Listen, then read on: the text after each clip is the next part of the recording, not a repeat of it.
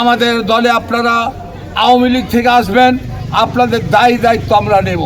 আওয়ামী লীগ থেকে জামাতে আসলে তাদের সকল দায়িত্ব নিবে বাংলাদেশ জামাতে ইসলামী, এমন কথা বলেছেন চাঁপাইনবাবগঞ্জ ৩ আসনের সাবেক এমপি ও বাংলাদেশ জামাতে ইসলামীর কেন্দ্রীয় মজলিস শুরা সদস্য অধ্যাপক লতিফুর রহমান। মঙ্গলবার চাঁপাইনবাবগঞ্জ সদর উপজেলার চরবাগডাঙ্গা ইউনিয়নের ফাটাপাড়া মদনমোড় এলাকায় এক উঠান বৈঠকে তিনি একথা বলেন। এ সময় তিনি আরো বলেন, আগামী দিনের বাংলাদেশে একটি পরিবর্তন হতে চলেছে। আপনারা আওয়ামী লীগ থেকে জামাতে যোগ দেন, বিএনপি থেকে জামাতে যোগ দেন, আপনাদের দায়িত্ব আমরা নেব।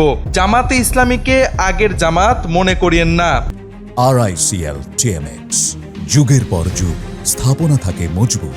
জামাত এখন অনেক শক্তিশালী। আওয়ামী লীগের কেউ আইন আদালত কোর্ট থানার যে কোনো ঝামেলায় পড়লে তাদেরও দায়িত্ব নিবেন। তাছাড়া নবাবগঞ্জের সকল সমস্যা এখন তিনি দেখেন বলে উল্লেখ করেন। জামাতের এই নেতা আরো বলেন, যারা আগে আওয়ামী লীগ করত এখন জামাতে যোগ দিয়েছে, তাদের বাড়িতে পুলিশ পাঠানো হচ্ছে।